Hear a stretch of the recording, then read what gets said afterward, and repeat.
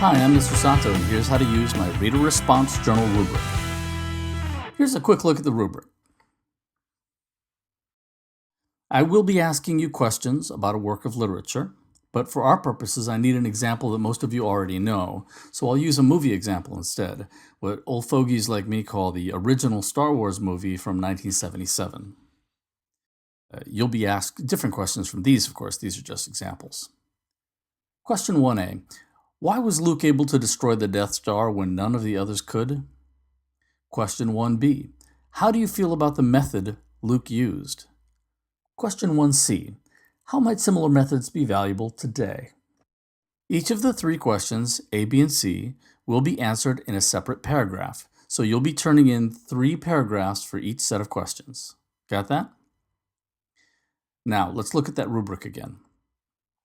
The column on the far right shows you exactly what excellent answers contain. The other 2 columns describe answers that are just okay and answers that are poor.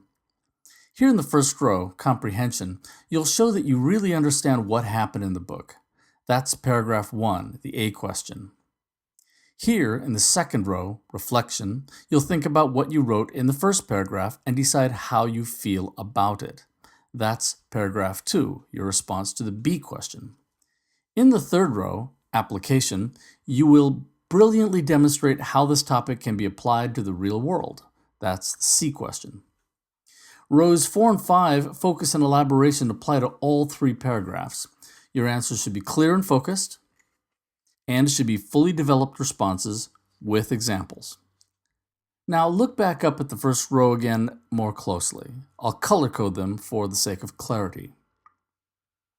The first row is Comprehension.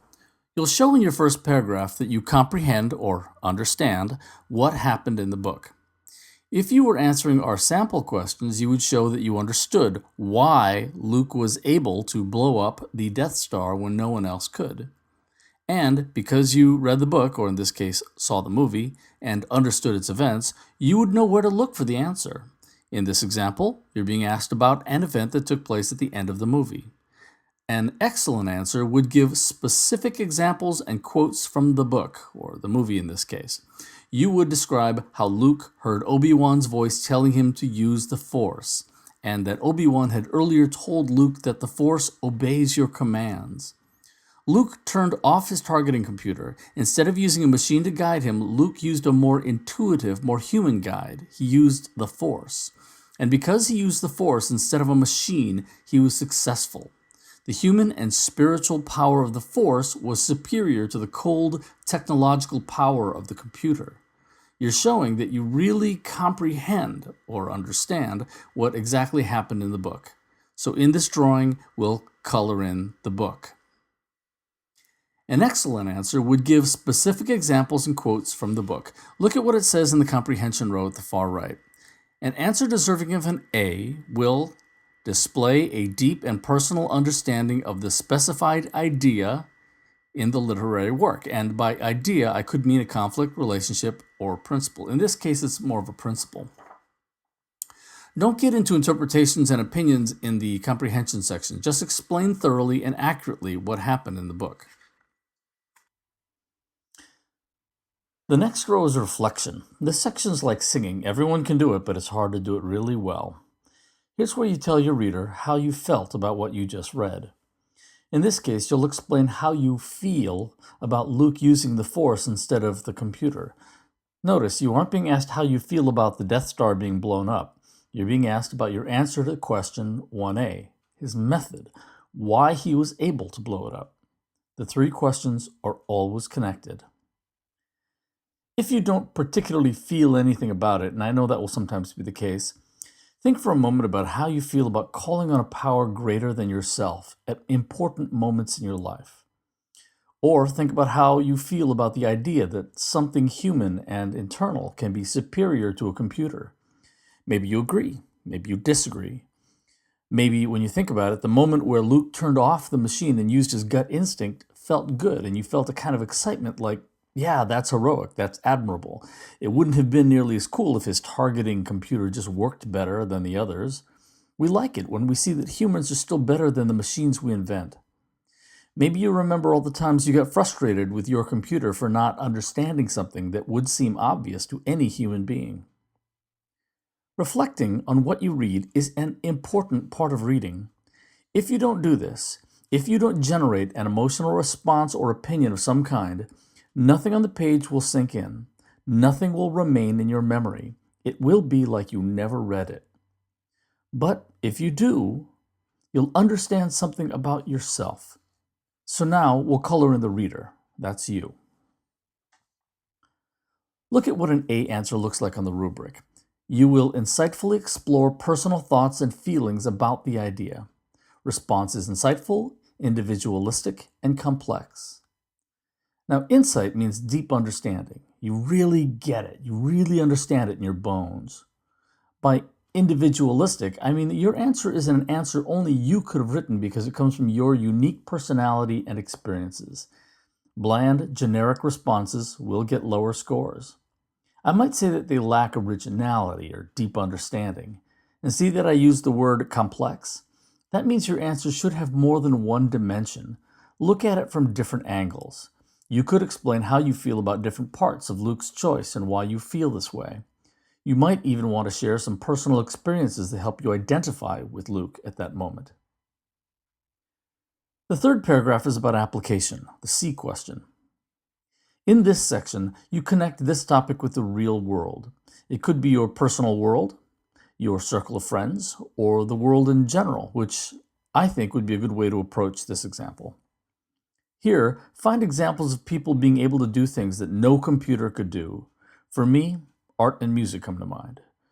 Or you might have heard that intuition, what people call a gut feeling, is right more often than it's wrong. Or you might want to write about the way we think that it's heroic when a runner can sprint 100 meters in less than 10 seconds, even though we have machines that are even faster. In this section, you understand something about the world.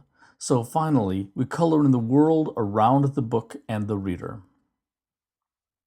The rubric says that your third paragraph clearly and fully explains how the idea can be applied in your own life and world. Don't be vague here. Give specific real-world examples.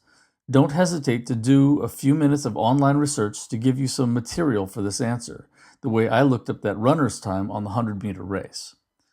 So that's what the 3 paragraphs you'll be turning in will contain. Next, we'll talk about how they'll be written. Look at the 4th row now, focus. This won't take long. I put this in because over the years, I got really tired of reading vague, rambling answers full of nothing, where it's clear the student is just writing blah-de-blah answers until he or she reaches the minimum word requirement. You know what I'm talking about. So an A answer will be clear and focused. It has a strong flow of ideas. Every line in the response serves a valuable purpose. And you can't have a flow of ideas if there's only one simple idea. So that's the focus row. The last row is elaboration. The first requirement of this row is to meet whatever minimum word requirement I may set. If you don't, you will get an F for this category. Now, if you fail to answer some of the questions, I may give you no credit at all for this category, a 0, which is a lot worse than getting an F. To get a good score for elaboration, make sure your answers are supported with strong supporting details and examples. That means your first paragraph will have examples from the book. The second paragraph will give a detailed explanation of your reflection. And the third will give examples from your life or the world around you. So that's the rubric. But for some of my classes, I might just ask the first question and expect you to infer the others. For example, here's a question I've asked about Incidents in the Life of a Slave Girl by Harriet Jacobs. Don't worry if you haven't read this book. Question 1. Why does Linda say that a slave woman should not be held to the same moral standard as others? Your answer must display comprehension, reflection, and application. In this case, a good answer would, in the first paragraph, the comprehension paragraph, explain Linda's predicament and how she really didn't have any easy moral choices. You could write about how she chose debasement to protect herself from an even more horrible form of enslavement with Dr. Flint. You would include a quote like this one, including a page citation. You would explain that the author is saying not to judge her because she doesn't have the safety and protection of the law like the reader does. In the second paragraph, the reflection paragraph, without my having spelled out the question for you, you would write about how you feel about Linda's no-win situation, or maybe how you feel about the racial or sexual aspect of her predicament. Then, in the third paragraph, the one where you show application, you could write about how Black people and women, as well as many other kinds of people, continue to face challenges today that others don't face and often don't even see. Or you could talk about how some people today find it easy to judge others and criticize their moral choices when those critics are living in very different circumstances, very different contexts. You're taking the idea that Linda expresses and are applying it to modern-day situations. You would want to give specific examples of these in your response. So, without your teacher having spelled them out for you, you must be able to infer the second and third questions, then answer them.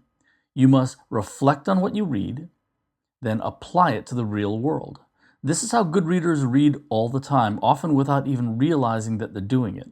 You may already be doing this without having called it by these names. So what if you already know how to do this? Well, now it's time to learn to do it well. Good readers do this not once, but continuously while reading a book. Your comprehension becomes more detailed and insightful. Your reflections become more sophisticated and more strongly felt. The application of your understanding becomes multifaceted, simultaneously personal and political, unique to you as well as universal. So learning how to respond to literature this way is just the first step. Now some tips. I usually ask 3 sets of questions, and each one will have a 3-paragraph response, so you'll most likely be turning in 9 paragraphs altogether. Next, when you're writing your responses, be sure to look at the rubric again. That's what I'm looking at when grading them. Look over at the right-hand column and make sure that you hit all those criteria. Also, I'll expect most of you to write a good deal more than the minimum requirement. A minimum effort will get you a minimum score. And my most valuable tip, keep up. Don't procrastinate. I know this is a problem for a lot of people and not just teenagers either. I usually assign 1 set of questions a week, so you generally have about a week between journal entries. I spread them out. Believe me, trying to write all 9 paragraphs the night before the journal is due is a really big job, longer than a typical essay I would assign, and you will not do your best work. This is a good opportunity to work on your time management skills. Learning how to make meaning from what you read answers the questions, what does this have to do with me? And when will I ever need to know this in real life? It gives your reading a real-world purpose. It helps you understand what you read, care about and remember what you read, and then use what you read in order to help you lead a better and more successful life.